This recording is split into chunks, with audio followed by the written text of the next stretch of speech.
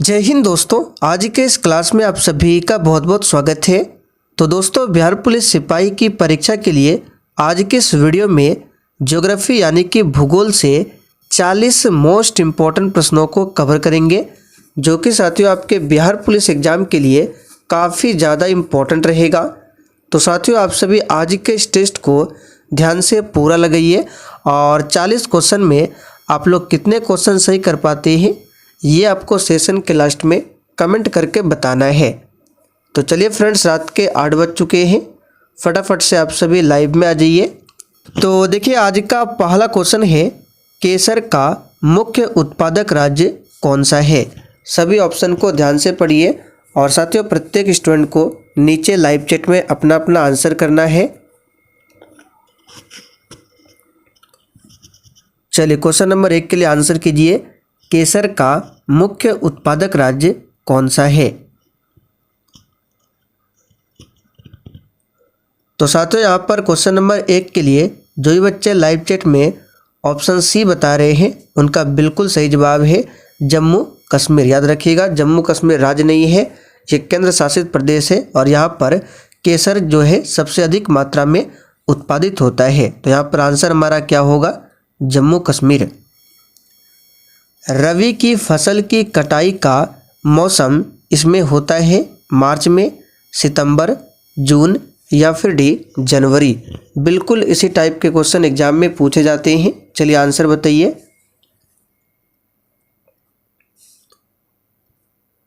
तो यहाँ पर क्वेश्चन नंबर 2 के लिए आंसर क्या होगा, रबी की फसल की कटाई का मौसम किस में होता है। तो इसका सही जवाब है मार्च। ए ऑप्शन यहाँ पर जो भी बच्चे दिए हैं बिल्कुल सही जवाब है मार्च। और रबी फसल का उदाहरण पूछे तो जैसे कि आपका गेहूं हो गया, चना हो गया, सरसों, ये सभी रबी फसल का उदाहरण है। आगे देखिए, भारत में जनसंख्या घनत्व की दृष्टि से कौन सा राज्य अग्रणी है। चलिए, सिंपल सा क्वेश्चन है।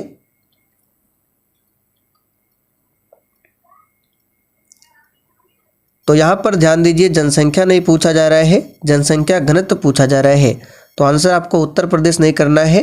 अगर पूछे भारत में सबसे अधिक जनसंख्या कहाँ पर है, तब आपको आंसर करना है उत्तर प्रदेश। लेकिन जनसंख्या घनत्व पूछे कहाँ पर सबसे आगे ज़्यादा है, तो याद रखिएगा अपना बिहार में। तो बी ऑप्शन जो ये बच्चे बता रहे हैं उनका बिल्कुल सही जवाब है। आंसर क्या होगा, बिहार। और सबसे कम जनसंख्या घनत्व पूछे तो अरुणाचल प्रदेश। बिहार की जनसंख्या घनत्व पूछे तो 1106 व्यक्ति है प्रति वर्ग किलोमीटर में। आगे देखिए, कोडाई कनाल किस राज्य में स्थित है।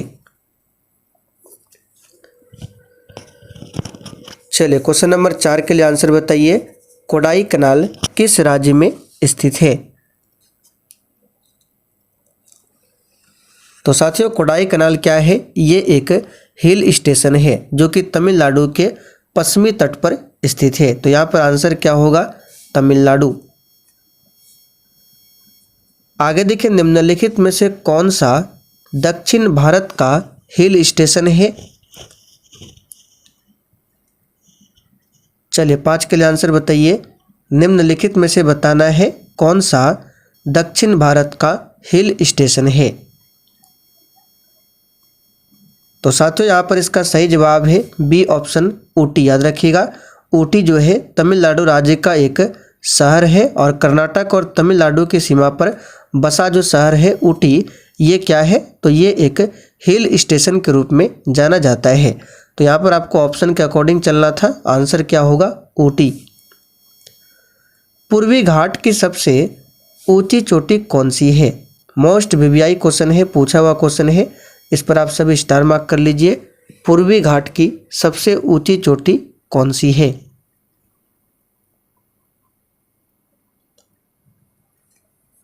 तो साथियों, यहाँ पर इसका आंसर क्या होगा, याद रखिएगा महेंद्रगिरी, ये पूर्वी घाट की सबसे ऊंची चोटी है। ध्यान रखिएगा, यहाँ पर डी ऑप्शन सही है। डोडा बेटा की बात करें, ये किसकी ऊंची चोटी है, तो नीलगिरी पर्वत की ऊंची चोटी है डोडा बेटा। भारत में सबसे ज़्यादा वर्षा होती है। चलिए, सभी ऑप्शन को ध्यान से पढ़िए और साथियों जो भी चैनल पर पहली बार आए हैं आप लोग क्लास टाइमिंग को नोट कर लीजिए। ये क्लास आपको डेली रात 8 बजे से लाइव चैट के साथ दिया जाता है, तो आप लोग डेली इस क्लास को अटेंड कीजिए। तो साथियों भारत में सबसे ज़्यादा वर्षा होती है, तो याद रखिएगा दक्षिण पश्चिम मानसून से। ये क्वेश्चन भी पूछा हुआ क्वेश्चन है, यहाँ पर ए ऑप्शन आपका सही है, दक्षिण पश्चिम मानसून से।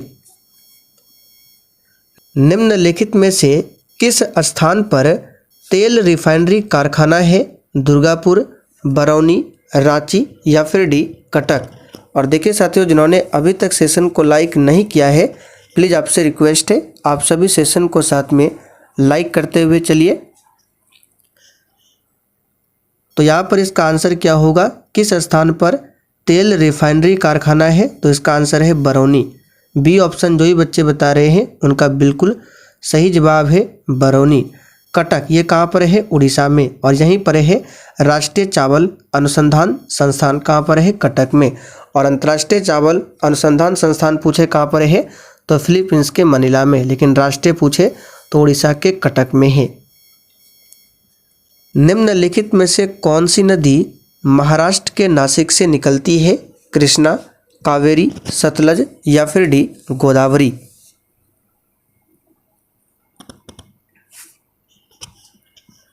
तो साथियों सिंपल सा क्वेश्चन है, महाराष्ट्र के नासिक से निकलती है गोदावरी नदी। यहाँ पर देखिए डी ऑप्शन में दिया हुआ है।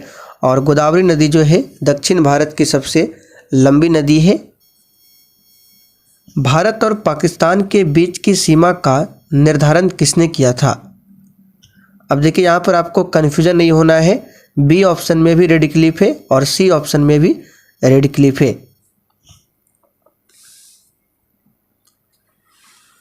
तो यहाँ पर इसका आंसर होगा आपका B option, sir Cyril Radcliffe. याद रखिएगा, ना कि सर स्टेफर्ड रेडक्लिफ। तो कन्फ्यूजन करने के लिए आपको इस तरह से दिया जाता है ऑप्शन में।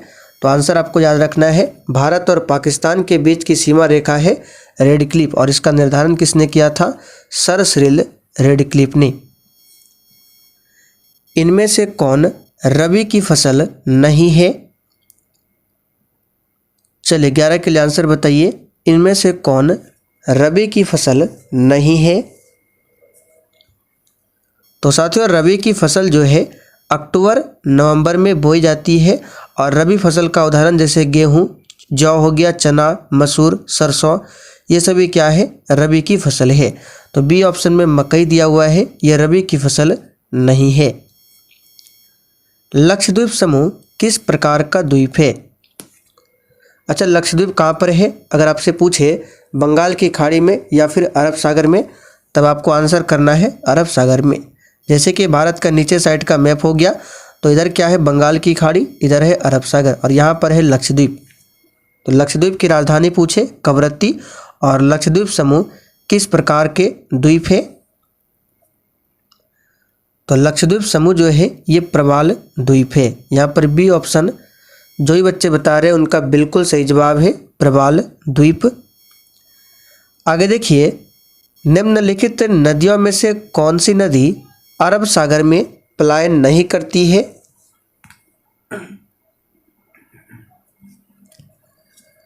चलिए क्वेश्चन नंबर 13 के लिए आंसर बताइए। जैसे कि इंडिया का नीचे साइड का मैप हो गया, अरब सागर में इस साइड है अरब सागर। तो इन चारों ऑप्शन में से कौन सी नदी है जो अरब सागर में नहीं गिरती है?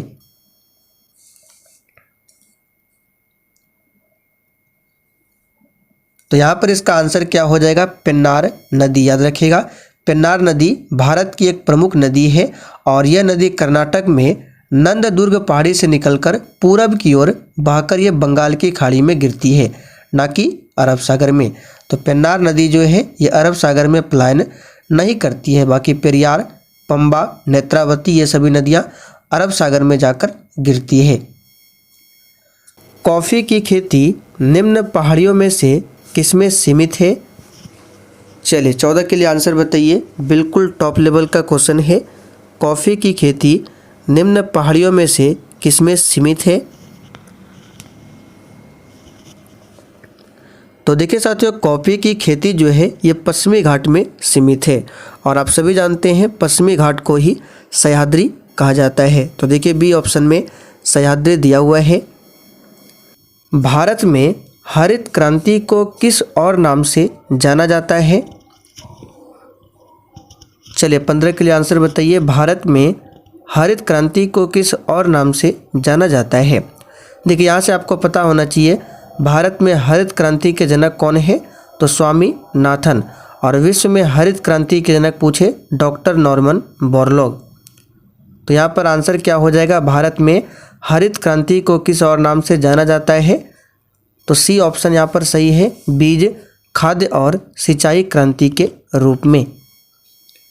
भारत में हरित क्रांति के जनक कौन थे? तो अभी हमने आपको बताया एमएस स्वामीनाथन। और विश्व में हरित क्रांति के जनक कौन थे? Doctor Norman Borlaug. Verghese Kurien कौन थे? तो ये श्वेत क्रांति के जनक है भारत में। नीला पहाड़ यानी कि ब्लू माउंटेन्स इसमें से कौन सा है?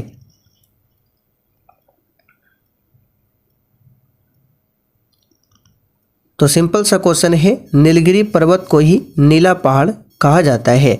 और नीलगिरी पर्वत कहाँ पर है? तमिलनाडु में स्थित है, याद रखिएगा। इसकी सबसे ऊंची चोटी का नाम क्या है? दोदा बेटा। अरावली पर्वत श्रेणी ये सबसे पुरानी पर्वत श्रृंखला है और इसकी सबसे ऊंची चोटी का नाम है गुरु शिखर, जो कि राजस्थान में स्थित है। भारत की किस राज्य का जनसंख्या घनत्व सबसे अधिक है? चलिए 18 के लिए आंसर बताइए। भारत में किस राज्य का जनसंख्या घनत्व सबसे अधिक है? तो अभी हमने आपको बताया था बी ऑप्शन होगा, बिहार। यहाँ पर जनसंख्या घनत्व कितना है? तो 1106 व्यक्ति प्रति वर्ग किलोमीटर। इनमें से किस राज्य की साक्षरता दर सबसे अधिक है? सिंपल सा क्वेश्चन है। सबसे अधिक साक्षरता दर केरल में है। कितना है? तो लगभग 94% है। ये 2011 की जनगणना के अनुसार बता रहे हैं। दार्जिलिंग का खाली स्थान प्रसिद्ध है। चाय, कपड़े, कॉफी या फिर फूल?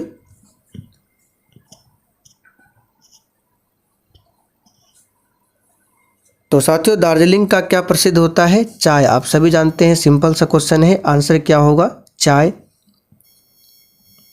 एशियाई शेर कहाँ पर पाया जाता है? चलिए इंपॉर्टेंट क्वेश्चन रहेगा, आंसर कीजिए। एशियाई शेर कहाँ पर पाया जाता है? तो याद रखिएगा गिर के जंगलों में, यानी गिर अभ्यारण्य में एशियाई शेर है और ये कहाँ पर है? गुजरात में। और इसे ध्यान रखिए काजीरंगा ये भी पूछा जाता है, जो कि असम में है। ये एक सींग वाले गेंडे के लिए प्रसिद्ध है, काजीरंगा राष्ट्रीय अभ्यारण्य। किस राज्य में नाथुला दर्रा स्थित है?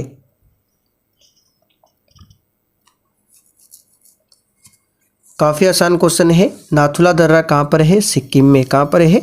सिक्किम में। जोजिला दर्रा किसको जोड़ता है?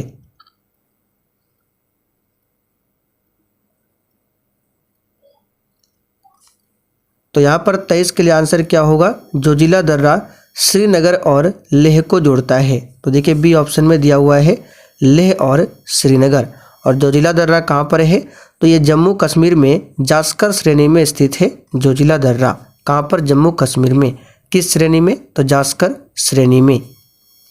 झूम क्या है? मोस्ट इंपॉर्टेंट क्वेश्चन है, पूछा हुआ क्वेश्चन है। आंसर बताइए, झूम क्या है?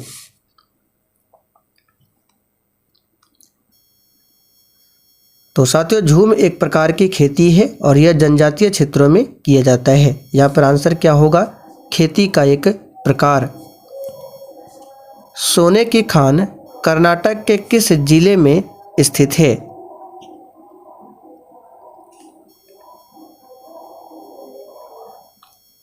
तो साथियों सोने की खान कर्नाटक के किस जिले में स्थित है? तो इसका सही जवाब है कोलार। कोलार कर्नाटक प्रांत का एक शहर है और कोलार जो है सोने की खान के लिए जाना जाता है। कौन सा राज्य केसर का प्रमुख उत्पादक है? तो अभी हमने आपको बताया आंसर क्या होगा? जम्मू कश्मीर केंद्र शासित प्रदेश। बांदीपुर नेशनल पार्क कहाँ पर है? चलिए ये भी क्वेश्चन पूछा हुआ है बिहार पुलिस में। बांदीपुर नेशनल पार्क तो साथियों ये है कर्नाटक में। कहाँ पर है? कर्नाटक में। भारत की सबसे दक्षिणी बिंदु कन्याकुमारी कहाँ पर है? चलिए अच्छा क्वेश्चन है। देखिए कन्याकुमारी ये मुख्य भूमि का दक्षिणी बिंदु है। जैसे कि भारत का नीचे साइड का मैप हो गया तो यहाँ पे कन्याकुमारी। लेकिन अगर आपसे पूछे भारत में सबसे दक्षिणी बिंदु यानी भारत का सबसे दक्षिणी पॉइंट तो हो जाएगा इंदिरा पॉइंट, जो कि अंडमान निकोबार में यहाँ पर है। तो कन्याकुमारी कहाँ पर है? तो देखिए जैसे कि ये हो गया अर्थ, बीच में ये हो गया भूमध्य रेखा और ये है कर्क रेखा और यहाँ पे कुछ इस तरह से भारत है हमारा। तो कन्याकुमारी कहाँ पर है? तो देख सकते हैं ऑप्शन के अकॉर्डिंग यहाँ पर आंसर क्या होगा। तो ये हो जाएगा आंसर आपका ऑप्शन चौथा, भूमध्य रेखा के उत्तर में। देख सकते हैं ये आपका भूमध्य रेखा है और इसके ऊपर उत्तर यहाँ पे क्या है? कन्याकुमारी। तो भूमध्य रेखा के उत्तर में है। कर्क रेखा के उत्तर में ये तो होगा नहीं क्योंकि कर्क रेखा ये है, इसका ऊपर ये हो गया। भूमध्य रेखा के दक्षिण नीचे तो है नहीं, मकर रेखा के दक्षिण ये भी नहीं है। आंसर केवल हमारा होगा भूमध्य रेखा के उत्तर में। प्रायद्वीपीय भारत किस जोनल मिट्टी के प्रकार के अंतर्गत आता है?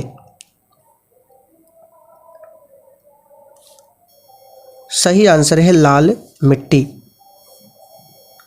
गिर का वन शेरों के लिए प्रसिद्ध है, यह किस राज्य में अवस्थित है? तो इसे भी अभी हमने आपको बताया गुजरात आंसर होगा। साइलेंट वैली या फिर मूक घाटी किस राज्य में अवस्थित है? तो साथियों साइलेंट वैली या फिर मूक घाटी ये कहाँ पर है? तो इसका आंसर क्या हो जाएगा? ऑप्शन डी, ये केरल में स्थित है। गोवा किस नदी पर अवस्थित है? चलिए 32 के लिए आंसर बताइए, गोवा किस नदी पर अवस्थित है? तो साथियों गोवा जो है मांडवी नदी पर अवस्थित है। गोवा की राजधानी पणजी है। इनमें से कौन सी नदी कच्छ के रण में समाहित होती है?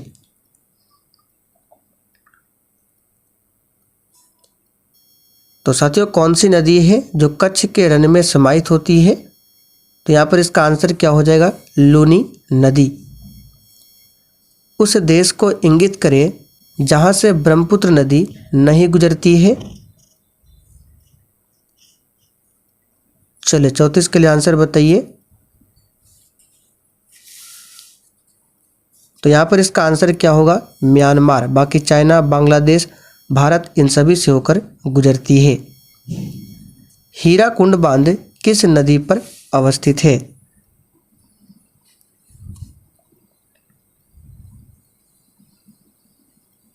तो साथियों हीराकुंड बांध आप सभी जानते हैं ओडिशा में स्थित है और ये महानदी पर है। डी ऑप्शन सही है, महानदी। निम्नलिखित में से किस फसल की खेती भारत में सर्वाधिक क्षेत्रफल में होती है?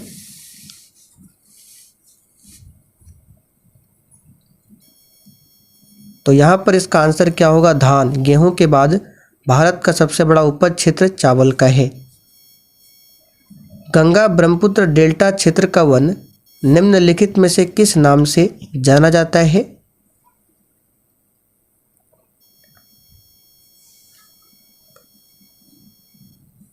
तो यहाँ पर इसका आंसर क्या होगा? सुंदरवन। गंगा की सहायक नदियाँ जो नीचे वर्णित है कौन उत्तर की ओर प्रवाहित होती है?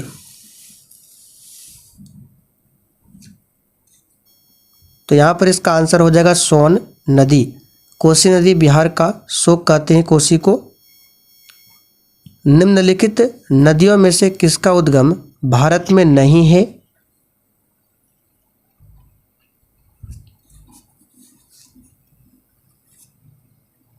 तो यहाँ पर इसका आंसर क्या होगा? सतलज नदी। सतलज नदी का उद्गम स्रोत जो है तिब्बत में राकसताल झील के निकट में है। तो आंसर क्या होगा यहाँ पे? सतलज। निम्न में से कौन से दो नदियाँ अमरकंटक से उद्गमित है यानी अमरकंटक से निकलती है?